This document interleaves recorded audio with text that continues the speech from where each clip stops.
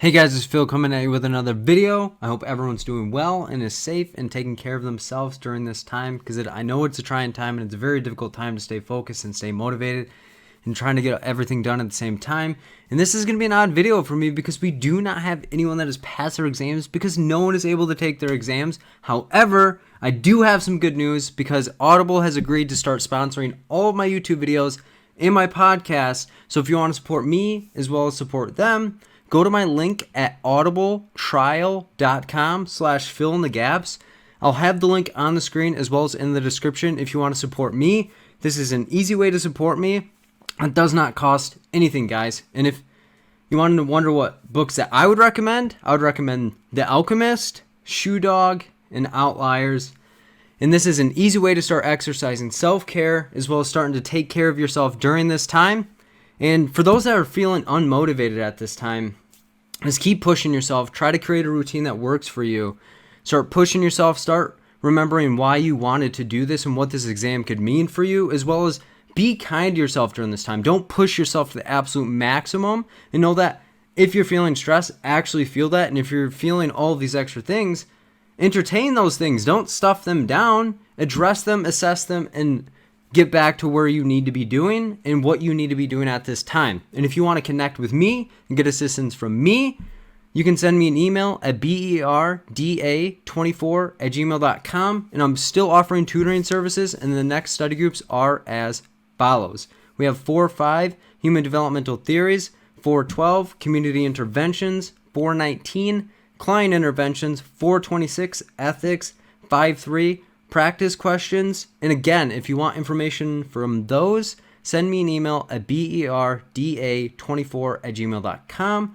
And if you want to get connected with me on Facebook, the pages fill in the gaps. As well as if you want to check out my podcast, it's on iTunes, Stitcher, and Buzzsprout as well. Information for that will be on the screen as well as in the description as well. And that is fill in the gaps as well. I can't say it enough. I appreciate you guys so much, all of the support that you show me, all of the encouragements and all of those things, and any capacity that you rock with me from the bottom of my heart. I really, really appreciate it. So this video that you're about to watch is going to be me interacting with people that are struggling to pass their exams, people that have passed their exams, me providing insight on how to conceptualize and understand the information in a way that can mobilize and help you on the actual exam.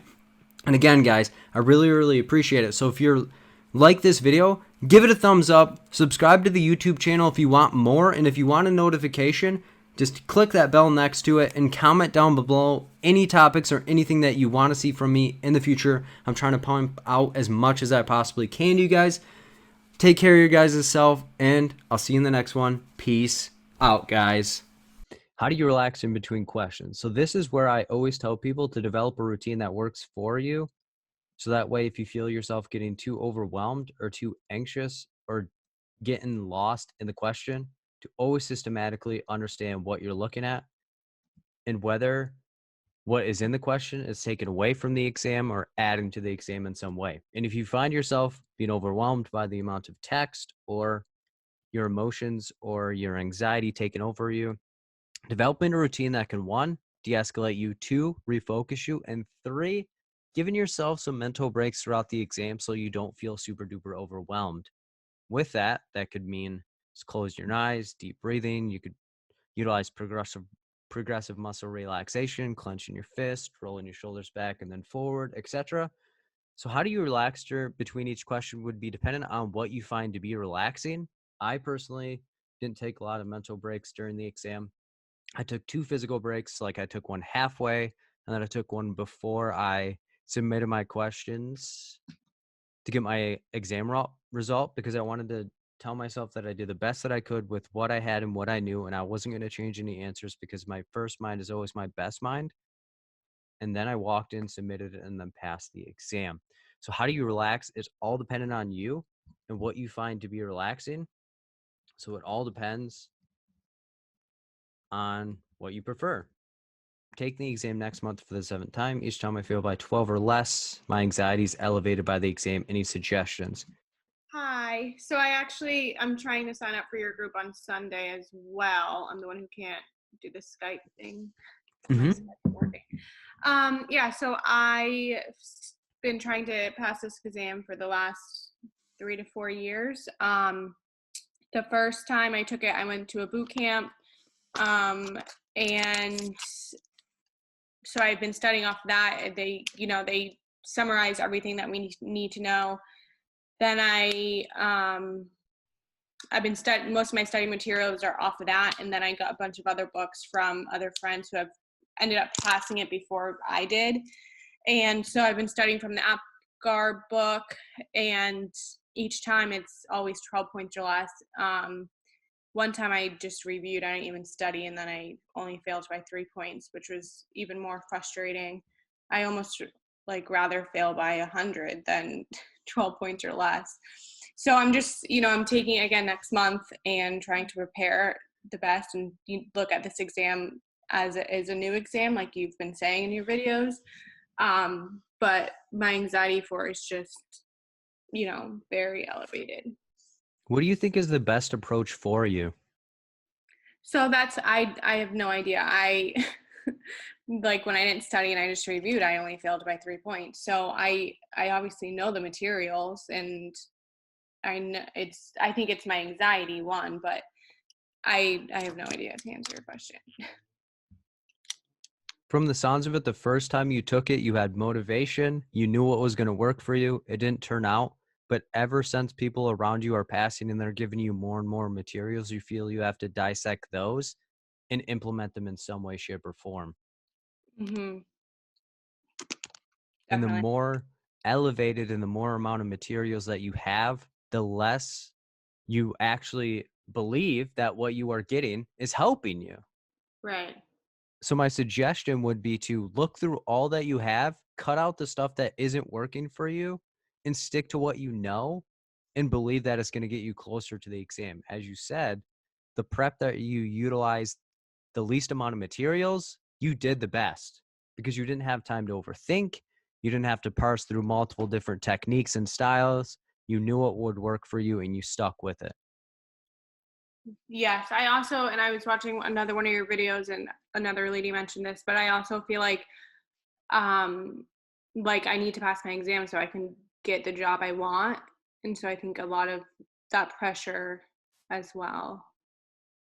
What makes that job so important to you? Just because it's moving up in my career, and it's what ultimately where I want to be in this career. What is the job?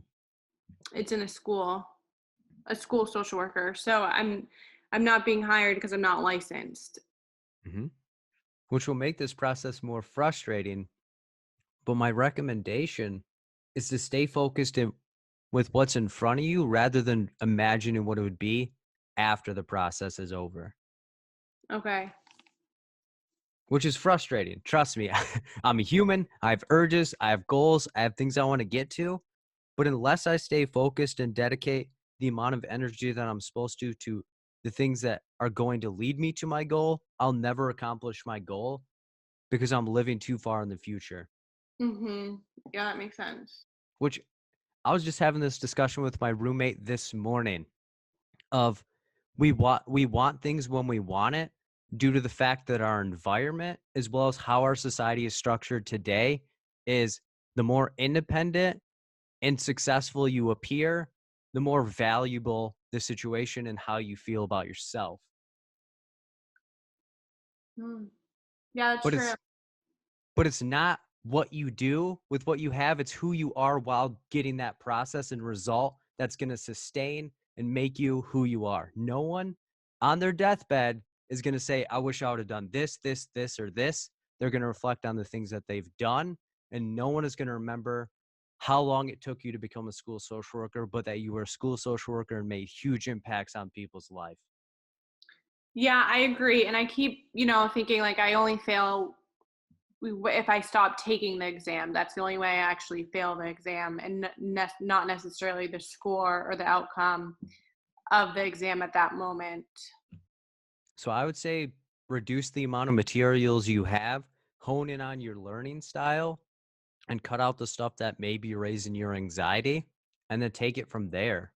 Okay, thank you. You are welcome. Thank you for sharing. I really enjoy interacting.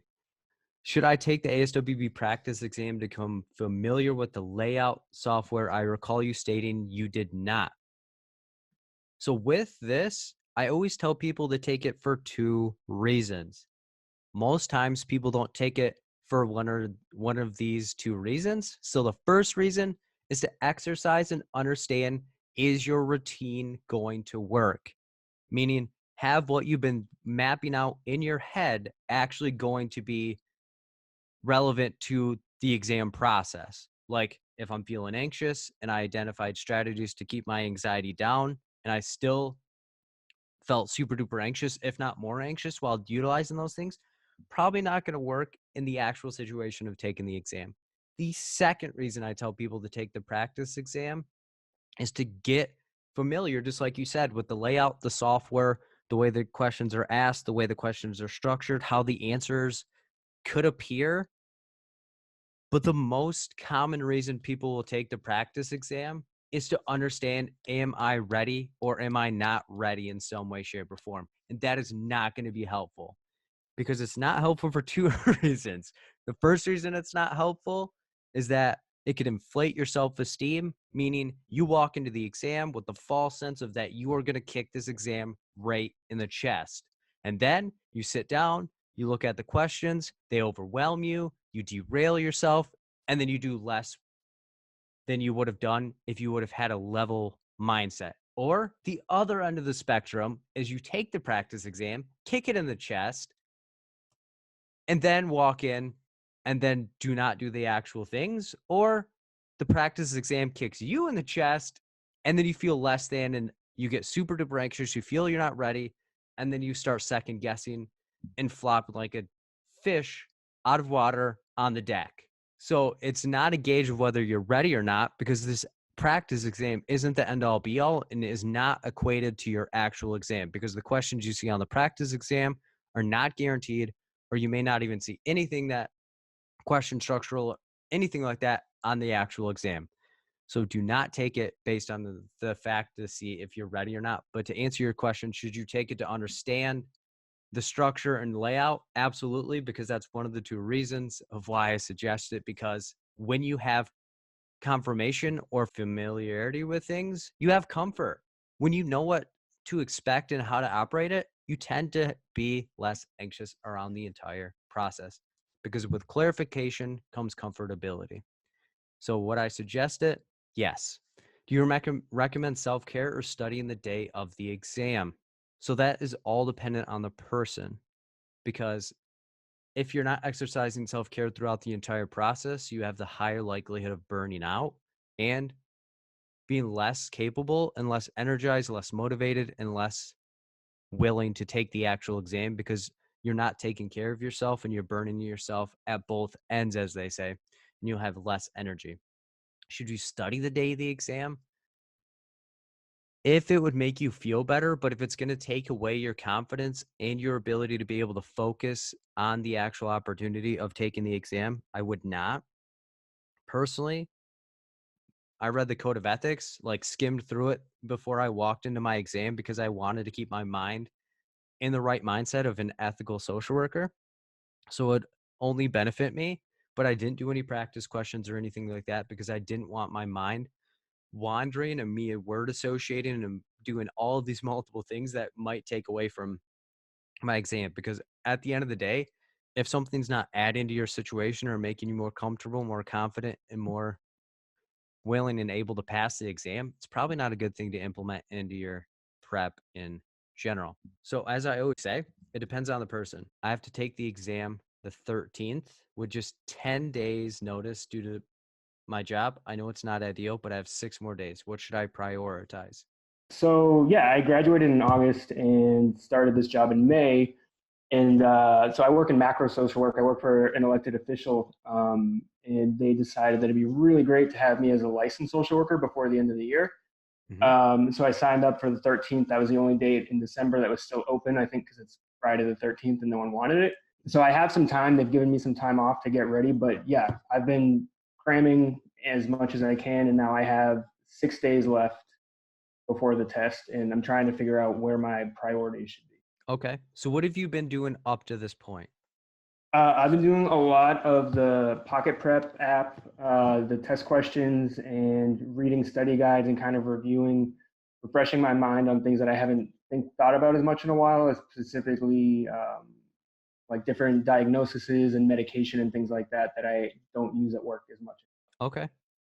So when you're going through that stuff, are you able to grasp and feel comfortable with it? I do. I do feel comfortable with it. I feel like after I get one question on, like, if it's one fact and I get one question on it, then I'm good and I'll remember it. I guess I'm getting nervous because my practice score grade is not passing. Okay. So how to improve that is to understand why you're getting them wrong, not the fact that you're simply getting them wrong. So understanding whether or not you're missing key details, are you actually reading the question and picking up on the things that are relevant or irrelevant to the answering process, and then finding those flaws and finding what you're doing well and what you're not doing so well and polishing them up. Yeah, that makes a lot of sense. Because most times people will be so content heavy that when they get into the exam and don't see content, they freak out. Or the content is disguised in a way that they aren't used to, meaning it's not interwoven into like recall, quote unquote, type answers of like, what is the second stage of Freudian's psychosexual theory? You know what I mean? It's like this client or this child is exhibiting these things. What stage would they be in? Mm-hmm. So being able to navigate and understand why is this answer incorrect or why is this answer more correct than this one will lead you to better be competent during the exam rather than just understanding is my score passing or not, because most people forget what the first word of what they say is practice. Practice is not to become perfect. Practice is to be able to perform and to make it permanent. Sounds good. I like that. Thank So you. changing your mindset of whether or not you're quote unquote passing, because the only pass or fail that we're worried about is the actual exam. And you and I and everyone else in here have no clue what questions you're about to get. So wrapping your head around, even if I don't know if something's right or wrong, I'll give it the respect, give it my best, and know that I can get 45 to 54 questions wrong and still pass. Mm-hmm. Okay. That sounds good. I appreciate that. And I will also see you tomorrow night. Sounds good to me, man. And if anything comes up or anything, just let me know, because it is super duper important to pass this exam, but don't take it as if it's a do or die. It's if it works out this time, great. If not, I'll have another time. Yeah. Sounds good. All right. I recently took the exam, failed by 11. I'm feeling like a failure. How do I change my mindset? How are you, Phil? I'm doing well, better than I deserve, I guess. Oh, that's good. Yeah, so I took the exam on Monday for the third time. And I've been listening to your videos for about a month, and then so I've been picking up on some things, your acronym and everything, and it was really helpful. I went in super like ready to go. I got there like 45 minutes early. I picked up some food before I got there, so I wasn't hungry during the exam. I ate before I got there, and then used the bathroom and everything, got in there, did everything, took mental breaks, did everything that you had talked about, and I finished the exam. And before I submitted it, I went to just take a break, went to the restroom, got a drink, went back in and clicked submit, and I failed by 11. And this whole week has been pretty hard because I've been feeling like a failure because I'm letting my family down, letting my job down, and it's just kind of like hard to process everything. So I don't know if you have something to help change mindset or something that I could do better. I don't know.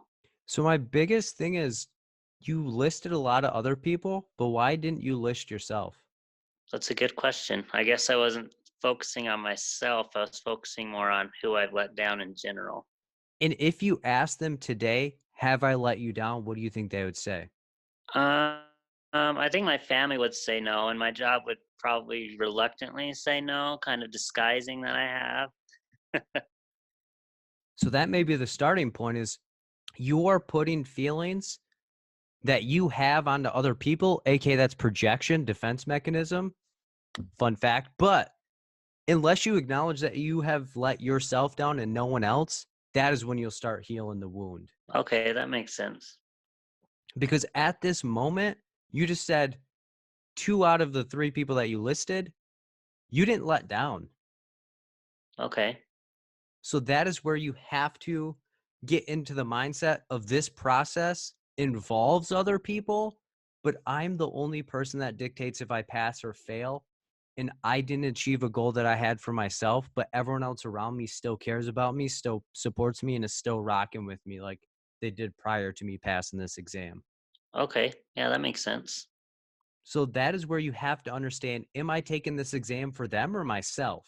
And if it's for me, I need to channel my motives of what is going to keep me motivated up to this point. Because I followed my routine, I thought it would work out, and then I got punched in the mouth. How do I get off the mat and say, I'm motivated more than ever to come at this exam because it's something that I want to get done? Okay. Yeah. I guess I just haven't really thought about it for myself. I guess I've been thinking about how I've let down others instead of myself. Because for me, like, I feel like I didn't really let myself down because I studied as hard as I could. I went in there, had a good mindset this time, completely opposite of my first 2 times taking the exam. And it was just that punch to the gut when I saw the fail in front of me. So those are the things you have to reflect on is what can I do to change the result? And it's not about anyone else. And if they are disappointed or bringing you down based on something that you've done, cut it out. Cut them out. They're not rocking with you if that's the case, Okay. because your result and your actions, you reap the consequences of what you do. And if someone's not adding positivity and saying it's okay, everyone makes mistakes, then it's not a positive environment to be in. Yeah. Yeah. So that's how you change your mindset, is to stop predicting what other people are saying and only listen to what you have to say about your own self. Okay. Yeah. And I really haven't had time to sit down and like reflect on everything that's happened because of work and everything. So haven't really had time to sit down and reflect and figure out for myself what I need to do. I'd sit down, whip out a notebook, and process the heck out of this like you would tell someone else that's in your situation. Okay. But that's how you change your mindset. Is to change your perspective of what the situation is, because with positive thoughts and positive vibes comes positive results. With negative thoughts, negative vibes, you have a negative result and negative mindset in what you're about to do for the rest of it, because you haven't acknowledged what has happened. You've just swept it under the rug and said, these people no longer want me around based on one minute thing in my life. Yeah, that makes sense. So I would suggest doing that and then unpacking it and allowing yourself to be who you are and build yourself up rather than dragging yourself down, because every time you invest and build yourself up, you get further and benefit from your experiences, because in order to become experienced, you must experience. Yeah. Yeah. Okay. Yeah, I'll work on that this weekend. Awesome. Thanks so much for the question and interacting, man. I appreciate it. Yeah. Thank you. Thank you. Of course. And if you need anything else, just reach out and we can go from there. Okay. Thanks, Phil. You're welcome. All right, I failed 4 times and can't find the motivation to study anymore, but I need it for my job. It's given me the 6-month deadline to pass. Hi, Phil. Can you hear me? Yeah, how's it going? It's going good. So I don't know where to start with this exam. Okay, so I took it basically 4 times. The first time I did horrible. I had a really bad like panic attack. Second time I failed it by like I want to say like 3 points, and so my job gave me another chance to take it. That's when I took it the third time, and I did absolutely horrible. So I was taking the boot camp classes, and I was doing it on a weekly basis. I took the online exam, the ASWB. I passed that. I was passing all the exams, all the practice exams. I was like doing great in, right? Then I thought, okay, well, since I'm passing the practice exams, I'll do well. I took it, I think. So then my job let me go because I didn't pass it in the time frame. Then I became really traumatized and I did not want to take it.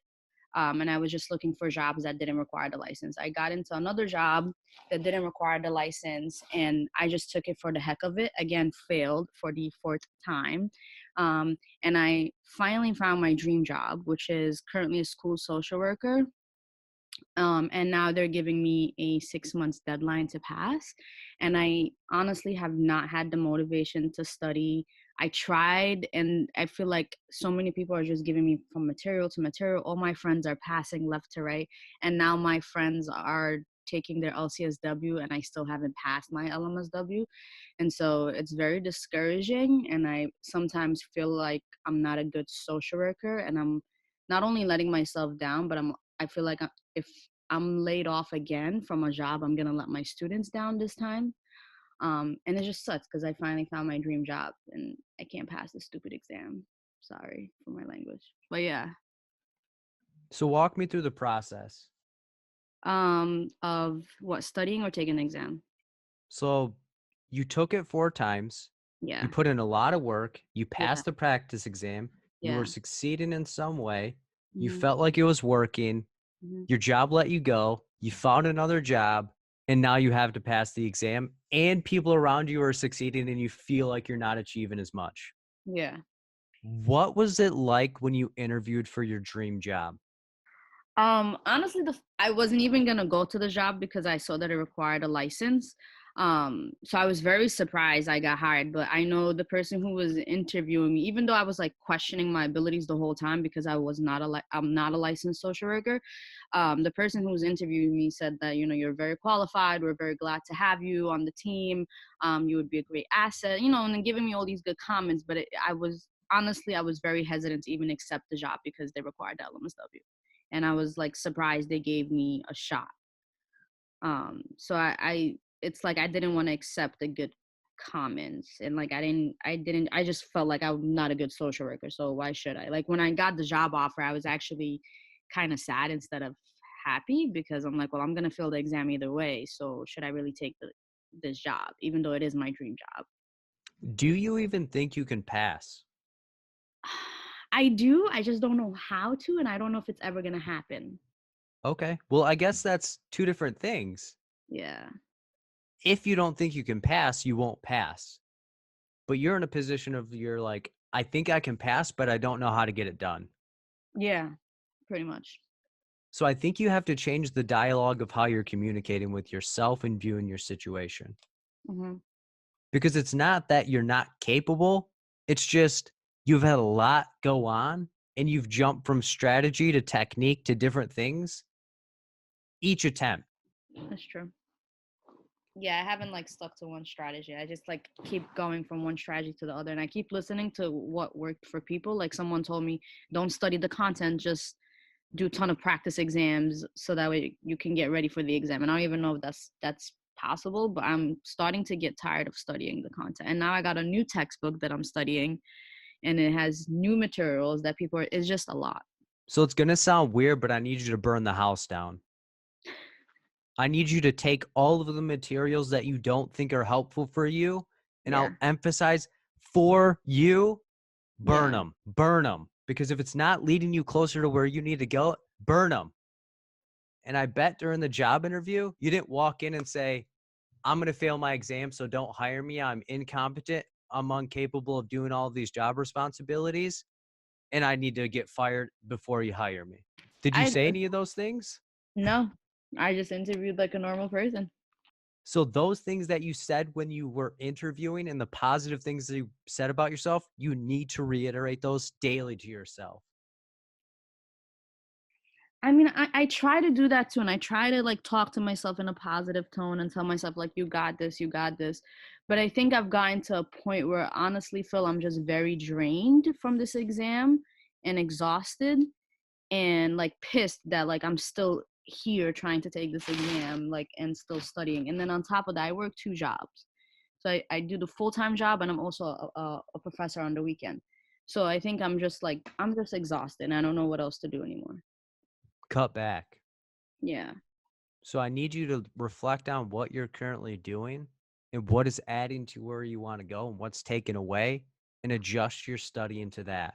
Studying shouldn't walk in and blow up everything that you have going on, but there is going to be some sacrifice involved. So you're doing a lot, which is adding stress, which is making this exam a lot harder. Mm-hmm. So changing what you're doing for the time being, because trust me, I'm all into grinding. I'm working darn near 100% of the time, Yeah. but I do have to take time off, because if I don't take time off for myself or the people around me, who am I actually benefiting? True. So that's where you have to stop focusing on what the people around you are doing and focus on who and what you need, because you're so uniquely powerful and competent that you have to hone in and get what you feel is necessary for you and stop listening to what worked for other people, because you're uniquely powerful in your gift. But when you step outside of your gift and get into what other people think and feel that you need, or what you think they need you to need, it's Mm-hmm. going to lead you to be not yourself, which is not where we need you to be. Yeah, I guess I'm scared of getting laid off again, like I did with my other job. So But you can't save that right now. You can't. You have 6 months. That means you have 2 attempts to get this job done. that's true. And that's what I mean is, and that's why I pulled back to your dream interview, because during that interview, the exam wasn't on your head. You were like, man, I already have this exam passed. I already have the things that I need. I already have the stuff that I want. And that is what I have to do for myself and for the people around me. So those are the things that you have to paint the picture of and start investing in yourself, so you can get the return on investment for yourself. Okay. Yeah, I'll definitely try that. Thank you so much, Phil.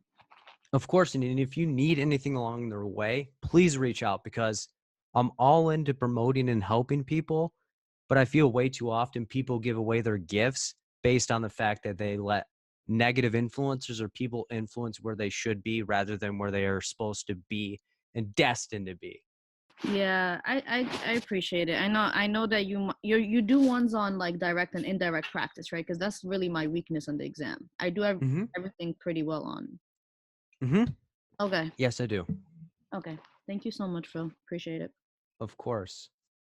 All right. Can you give an example of discussing the elephant in the room? I keep hearing that. So depending on who you're rocking with is dependent on the jargon and stuff they're going to tell you and how they're spin on passing the exam. So essentially, the elephant in the room is the key detail that you need to be looking at in the question. Whether that's the identifier, whether that's elephant in the room, whether that's the key detail, regardless of what the term is, it's what you're supposed to be looking at in the question and noticing. And it's the elephant in the room because it's the stuff that's jumping off of the page at you. So for example, if I'm working with a child, they're wearing dirty clothes, they're getting into fights with people, and they're falling asleep in class, the elephant in the room, or the key detail, or the underlying thing that I have to do next is assess for abuse. But some people may overlook it and say they're just defiant, they're just deviant. But the elephant, or the target ID detail, or the identifying problem is the elephant in the room. So all depending on who you're talking to or what you're doing is what the jargon and terminology that you're going to utilize. And that's why I always say, please pick one person or one thing that you're going to utilize to rock with on the exam, because if not, you're going to get confused. You're going to be utilizing 12 different strategies, and you're going to flop like a fish out of water during the exam because you're not going to know which area and where to go. So you have to hone in, double down, and rock with the strategy that works with and for you, not the other people around you, but what works for you. So that's what the elephant in the room is. How do you determine the level of care for intensive outpatient and outpatient? So intensive outpatient, or IOP, is for people that need a little more contact and are a little more vulnerable situation. So for example, my context of intensive outpatient is substance use disorders. So if someone needs intensive outpatient, it means that their substance use is more intense and that they need more contact and more knowledge. So intensive outpatient typically is 3 times per week for 3 hours each time. So up to 9 to 12 hours of contact. So you're not going to have somebody that doesn't need that direct amount of supervision or contact or resources to get in an intensive outpatient. Outpatient is them typically coming 1 time per week once every other week or one time per month. So outpatient is that they're able to do a lot of the work outside of the agency. Intensive outpatient means that they need more intensive supervision, resources, and guidance to get the job done outside. So that's the main difference between intensive outpatient and outpatient. How do you suggest strictly learning the DSM as best as possible? Or do you have specific helpful hints to share via study groups?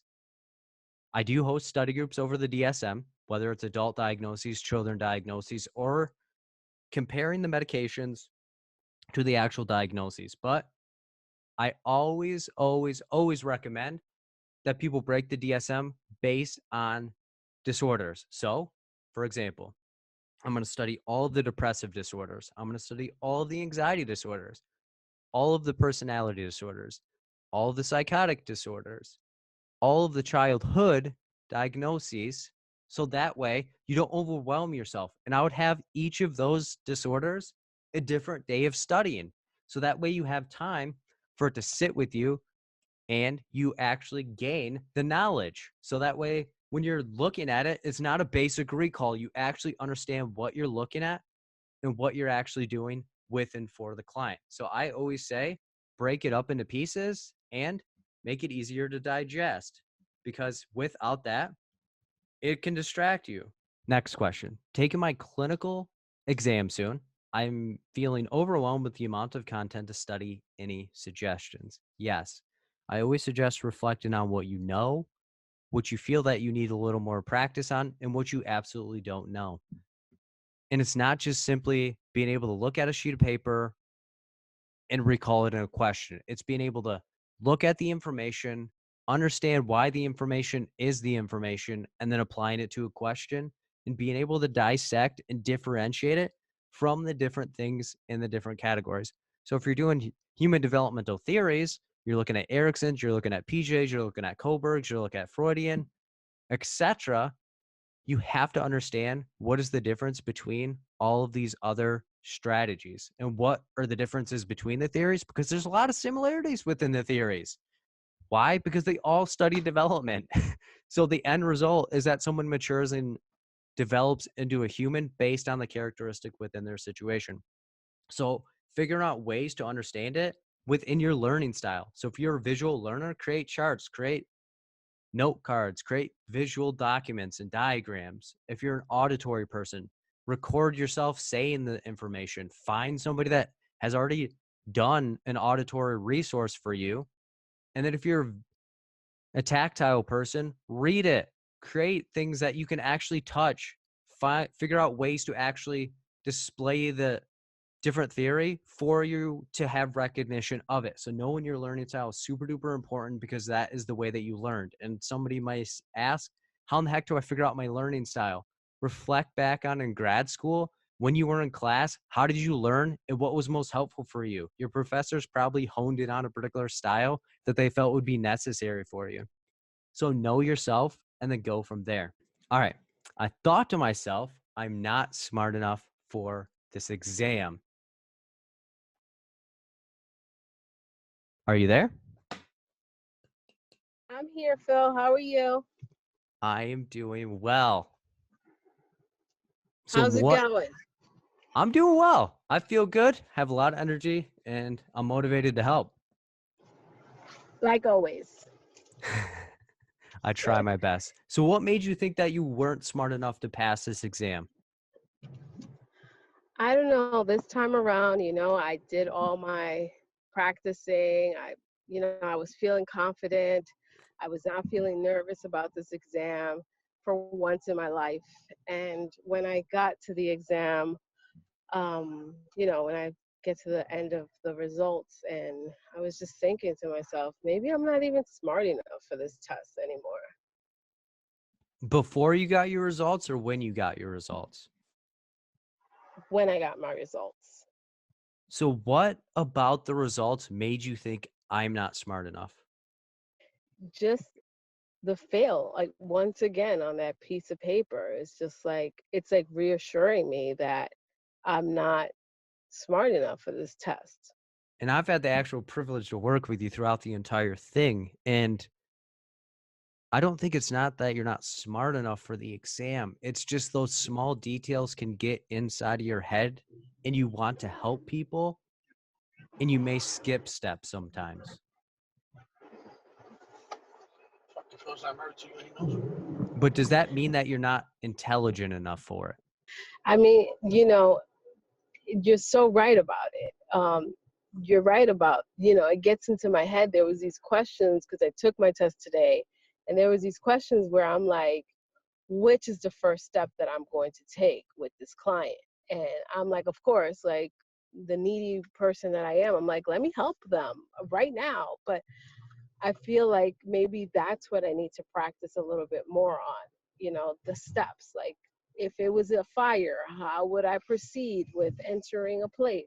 I don't know, something like that. And something that I've been reflecting on and exchanging with a lot of people is how you practice is how you think, and how you think is how you behave in all areas of your life. So if I had to guess, in your situation, you like to help people, you don't like to have anyone feel any discomfort or experience any pain, and you'd rather sacrifice yourself over other people. In general, what do you tell people to study when just getting started? So I always tell people, reflect on what you know, what you don't know, and what could be helpful for you. As well as I said before, what is your learning style and what have you done in your time in school, as well as learning things that could be helpful for you to get better equipped to this exam. I also tell people to find a community, a group of people that can help you understand the questions, because at the end of the day, we have to be social. So we put the word social back in social worker. So getting a sense of community will better equip you and help you be better off in the long run, as well as have a sense of accountability. Because if you're doing an activity or studying with other people, it's more helpful than keeping yourself closed off and doing only what you think is necessary. So that's what I always tell people when they're first starting off. Should I change locations after taking it 4 times in the same place? Hello. Hi. How's it going? It's Amanda. I've been emailing you back and forth. I just took my exam on Monday at the same location. And at this point, I just feel like, I don't know, overwhelmed by even that place. So I'm not sure if it's just my mindset or just my anxiety. I mean, I felt super confident this last time going to take the exam. Because I didn't have anything over me like I did 6 months prior. I had to pass the exam for my job. Unfortunately, I didn't pass it, so I got laid off. So I'm not working right now. So I've been having the time to study, and I've been doing it every day for like 2 to 3 hours, and just kind of like controlling my anxiety. And it just didn't work out in my favor. I failed again by 5 points. So I'm just a little overwhelmed at this point. So at this moment, how do you take time off and recharge yourself? What would that look for you like for you? I'm really busy. I'm a mom of a toddler. And I'm currently pregnant with twins. So I really don't take any time off, to be honest. Just kind of go from one thing to the next and just keep moving. So I would recommend taking a couple of weeks off, giving yourself that peace of mind, and doing things that will help you be better focused, less stressed, and all of those things, because it sounds like you have a lot going on outside of this exam, and it's a lot of pressure and is making other areas of your life more difficult. I was also wondering, because every time I've taken the test, due to anxiety, I've always waited like 6 months, 7 months, instead of going right back for it in 3 months. So this time around, I feel like I just want to tackle it in March and just, like do it within the 3 months time span instead of waiting it out to 6, 7 months. If that would have any difference. I think maybe. it would for your confidence. Yeah. But you suggest for like, because I just took it on Monday and I'm like ready to go back into like studying again. You suggest that I take like a week off and kind of just reboot? I'd reboot on 1/1. I'm sorry, I didn't hear you. I'd reboot on January 1st. Oh, January 1st. Okay. And I only say that because take time off to spend with your family during the holidays. Okay. Enjoy that time and don't let this exam ruin that. And then come back after the holidays and then get into it because you'll be recharged, you'll be focused, and you'll be less fresh and raw from failing it. Okay. What about if I signed up for your class tomorrow? I'll say that's entirely up to you, but if you do show up tomorrow, I would not review the stuff until after. Okay. Okay. Because I feel like oftentimes as people and as especially social workers, we feel that it's just what we're supposed to do and buckle down and burn ourselves out and give and give and give and give and give and give and give. And we never give back to ourselves at all. Yeah. Okay. I think that was about it. When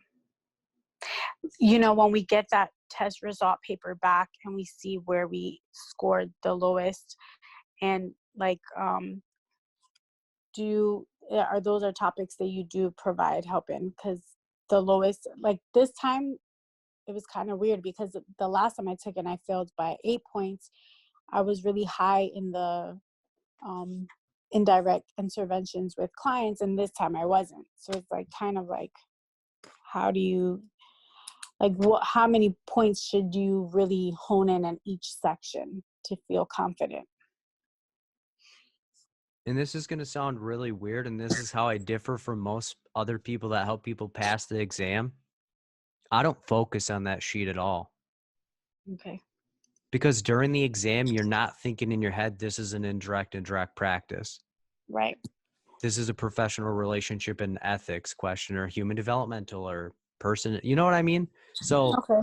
if you focus energy and put pressure on yourself and focus only one area or one particular slot in social work, it's almost niching your mind and effort in that way. Okay. So on January 1st, I should like reread the book and like, do all those type of things again and just kind of start fresh. Is that what is helpful for you? Is reading helpful? I don't even know at this point. It's just overwhelming. I mean, I've been I feel like I did better because I've been watching your videos and listening to the YouTube and listening to your podcast, and that's been really helpful. So I think that I'm just going to record myself like you suggested and listen to myself. Exactly. Yeah, you're not a reader. You're an auditory and visual learner. So you have to create your prep around that. Yeah, because I went from 8 points to 5 points, and I'm like, oh my goodness. This is just too much. So it's nothing wrong with what you've been doing. We just have to focus it and make it work better for you and shape it to your needs, not what someone else has done. Or because, for example, you put a book in front of me, I'm not going to pick it up. I'll skim through it and try to get the details, but then visualize what it would look like for that information to be played out. And that's how I learn. Okay. So understanding how you learn and what areas are most helpful for you and what strategies work best for you will lead you to be a better result for yourself rather than succumbing and templating yourself into a structure that doesn't feel right. So when you don't get the results that you want, it's easier for you to beat up on yourself because you didn't stay true to you. Okay. Thank you so much. It is my pleasure. And if you need anything, please reach out. Definitely will. Thank you. You're welcome.